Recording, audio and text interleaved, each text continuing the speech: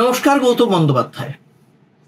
আবার সেই লোকসভা, কারণ লোকসভা নির্বাচন তো চলছে, কিন্তু আমরা যেটা দেখতে পাচ্ছি যে একটা স্বপ্ন ফিকে হয়ে যাচ্ছে। কার স্বপ্ন? প্রধানমন্ত্রী নরেন্দ্র মোদীর স্বপ্ন।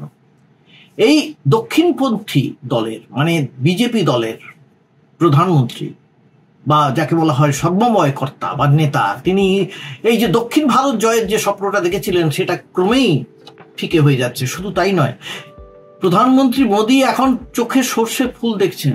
ইতিমধ্যে কেরালা, তামিলনাড়ু গেছে, কারণ মোটামুটি বোঝা যাচ্ছে দু দফা ভোট হওয়ার পরে যেভাবে ভোট কমছে তাতে মনে হচ্ছে বিজেপির ওখানে কিছু আর আশা নেই। কর্ণাটকে আশা ছিল, দেবগৌড়ার দলের সঙ্গে জোট বাঁধার মাসুল দিতে হচ্ছে এবার প্রধানমন্ত্রীকে। এই যে এইচডি দেবগৌড়ার মানে জেডিএস নেতা, তার নাতির কীর্তিতে কর্ণাটকে মুখ পুড়েছে বিজেপিরও। দেবগৌড়ার নাতি প্রজ্জ্বল রেভানা, তিনি কে? তিনি হচ্ছেন কর্ণাটকের প্রাক্তন মুখ্যমন্ত্রী এইচ কুমারস্বামী। মানে এইচ কুমারস্বামী মানে হচ্ছে দেবগৌড়ার ছেলে, তার ভাইপো। তিনি লোকসভার সাংসদ, হাসান লোকসভার, এবং সেই কেন্দ্রেই এবারেও জেডিএস সেকুলার প্রার্থী। তো জেডিএস সেকুলার মানে কি? তারা তো বিজেপির সঙ্গে জোট বেঁধে লড়ছে এনডিএ, অতএব এনডিএ প্রার্থী। এই প্রজ্জ্বলের বাবা এইচবি রেভানা কর্ণাটকের প্রাক্তন মন্ত্রী। প্রজ্জ্বলকে ঘিরে এমন একটি ভিডিও টেপ সমাজ বান্ধবে ছড়িয়েছে যা দেবেগৌড়ার পরিবারের সঙ্গে বিজেপিকেও ডুবিয়েছে। ওই ভিডিও টেপে প্রচুর মহিলার সঙ্গে প্রজ্জ্বলের যৌন সম্পর্কের ক্লিপিংস দেখা যাচ্ছে, অজস্র অজস্র অভিযোগ। রেভানা ওইসব মহিলাদের অসহায় অবস্থার সুযোগ নিয়ে তাদের ওপর যৌন লাঞ্ছনা চালিয়েছে। কেউ তার কাছে বদলির আবেদন করেছিলেন, কেউ বা চাকরির আবেদন নিয়ে গিয়েছিলেন।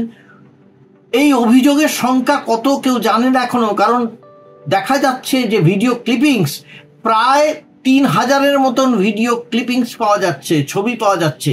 এই দেবগৌড়ার কীর্তিমান নাতি নিজের বাড়িতে স্ত্রীর অনুপস্থিতিতে বাড়ির পরিচারিকার উপরে যৌন অত্যাচার চালিয়েছেন। এরকম এক মহিলা ছিলেন প্রজ্জ্বলের স্ত্রীর আত্মীয়া। তিনি সমস্ত ব্যাপারটা ফাঁস করে দিয়েছেন। আর তারপরে আর যায় কোথায়? অভিযোগের পর অভিযোগ, বহু মহিলার ছবি প্রকাশ্যে এসেছে। অভিযোগ এই যে তিনি প্রজ্জ্বল নিজের ক্ষমতা ব্যবহার করে যৌন সম্পর্কে লিপ্ত হতে বাধ্য করতেন ওই সব মহিলাদের, অসহায় মহিলাদের। এই কর্ণাটকে এক মহিলা সংগঠন তেড়ে ফুড়ে উঠেছে।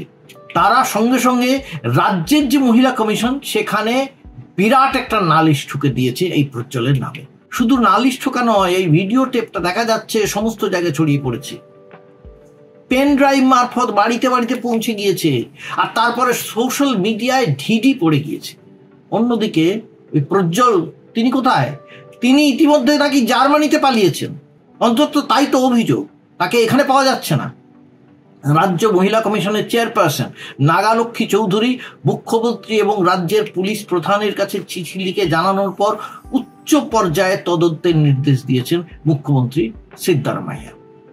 এই সঙ্গে বাপ ছেলে দুজনের নামেই এফআইআর দায়ের হয়েছে।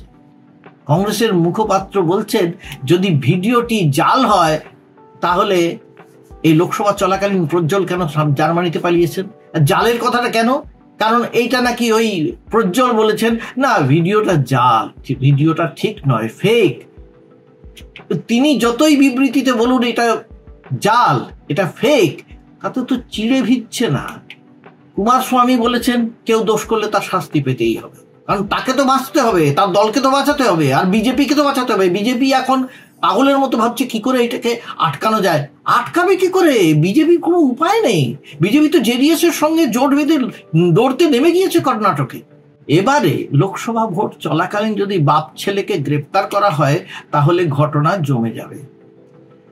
বিজেপি কি করছে? চুপ, মুখে কুলুপ, যেমনটি তারা করে থাকে সমস্ত ক্ষেত্রে। সে বিলকিস হোক, কি হাথরাস হোক, কি উন্নাও হোক, আমাদের স্মৃতি ইরানি আছেন, তিনি চুপ, একটি কথা বলবেন না। এখানে যদি কোনো একজন মুসলিমের নাম আসতো, মুসলমানের নাম আসতো, দেখতেন কি করতেন? এবারে দেওয়ালি লাগিয়ে দিতেন, আলোর বন্যা বইয়ে দিতেন, আগুন লাগিয়ে দিতেন, সারা দেশটা নাকি লাভ জিহাদের শেষ হয়ে যাচ্ছে বলতেন। কিন্তু এখন কি করবেন? এখন তো কিছুই করতে পারছেন না। কিন্তু মানুষ তো দেখছে সব জিনিসটা। এই প্রজ্জ্বল কি ভেবেছেন? আরে বাবা, ব্রিজভূষণ যে পথে হাঁটেন প্রজ্জ্বল সেই পথেই হেঁটেছেন। মহাজ্ঞানী মহাজন যে পথে করে গমন, তো প্রজ্জ্বল জানেন ব্রিজভূষণ যদি ওই লাইনে হেঁটে ছাড় পেয়ে যান তা তিনিও পাবেন। কিন্তু তারপরেও বিজেপির কি আর মুখ খোলার মুখ থাকছে? না, থাকছে না। এখন শুধু অপেক্ষা বিজেপির যে কি করে সামাল দেওয়া যায়। কিন্তু অবস্থাটা যেভাবে যেখানে পৌঁছচ্ছে, আর সামাল দেওয়া চারটিখানি ব্যাপার নয়। কারণ কর্ণাটকের মানুষ শুধু নয়, সারা দেশের মানুষ এই সমস্ত ব্যাপারটায় ছি ছি করছে। আজ এই পর্যন্তই। আবার আপনাদের সঙ্গে দেখা হবে লোকসভার বিভিন্ন নির্বাচনী বিশ্লেষণ নিয়ে। আপনারা নিউজ জিবি দেখতে ভুলবেন না, আর দয়া করে সাবস্ক্রাইব করবেন। নমস্কার।